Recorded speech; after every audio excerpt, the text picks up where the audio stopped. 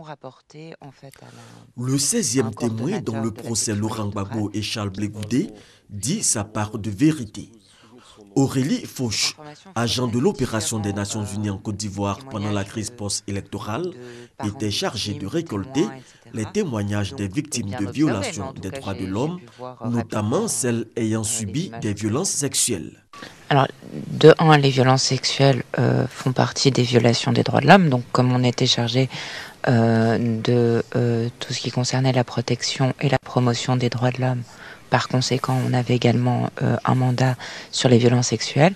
Ensuite, il me semble, si je ne me trompe pas, que dans les différentes résolutions du Conseil de sécurité qui donnent mandat à l'ONUCI, les violences sexuelles sont explicitement citées. Et la Côte d'Ivoire a été identifiée comme un pays où en fait il y avait un fort nombre de violences sexuelles, donc auxquelles on devait rapporter. C'est ce qu'on appelle le MARA, c'est les Monitoring Arrangements. S'agissant des rapports entre les forces de défense et de sécurité avec l'ONUCI, Aurélie Fauche a admis qu'ils étaient difficiles, souvent tendus.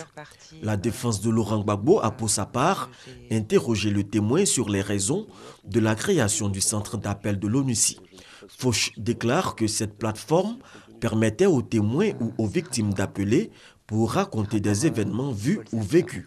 Toutefois, elle admet que le centre d'appel n'avait aucun moyen de vérifier les sources ou la provenance des appels. Aurélie Fauche est le 5e témoin à visage découvert sur les 16 déjà entendus.